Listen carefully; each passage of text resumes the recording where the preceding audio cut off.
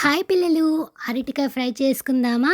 అయితే ఒక 2 అరటికాయలు తీసుకొని వాటికి చెక్కు బాగా తీసేసుకోవాలి.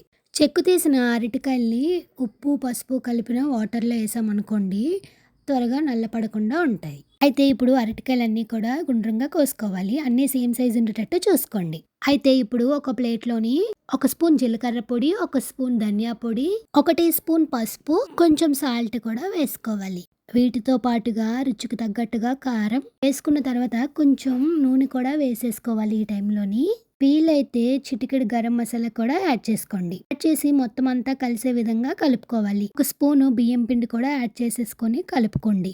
కట్ చేసుకున్న ముక్కలన్నిటికి ఈ పేస్ట్ అంటే విధంగా కలుపుకోవాలి శుభ్రంగా. కలుపుకొని ఒక 10 నిమిషాలు సైడ్‌కి పెట్టి ఉంచుకోండి. ఆ తర్వాత ఒక పాన్ తీసుకొని అందులోని ఒక 4 స్పూన్లు ఆయిల్ వేసుకోవాలి. ఇందులో ఒక స్పూన్ ఆయిల్ ఎక్కువే పడతదండి. ఇప్పుడు ఒక స్పూన్ పోపు గింజలేసుకొని, ఒక ఎల్లుల్లిపాయ రెమ్మలన్నీ ఏసేసుకోవాలి. వేసేసుకున్న తర్వాత సైడ్ పెట్టుకున్న అరటికాయ ముక్కలను ఒక్కొక్కటిగా వేసేసుకోవాలి. ఇలా కడాయి మొత్తం స్ప్రెడ్ చేసుకుంటే మంచిది, అన్నీ గుంపులుగా ఏసేసుకోకుండా. ఒక 10 నిమిషాలు ఉంచితే చాలు, ఎగిపోతాయి. ఆ తర్వాత మనం చీల్చుకున్న పచ్చిమిరపకాయలు అలాగే కరివేపాకు వేసేసుకొని ఒక 2 సార్లు టాస్ చేసుకుంటే మధ్య మధ్యలో సరిపోతది. మన టేస్టీ అరటికాయ ఫ్రై రెడీ.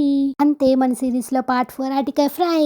తెలుసు కదా, స్టోరీస్ విత్ భూమి ఫాలో చేసేసుకోండి ఫ్రెండ్స్.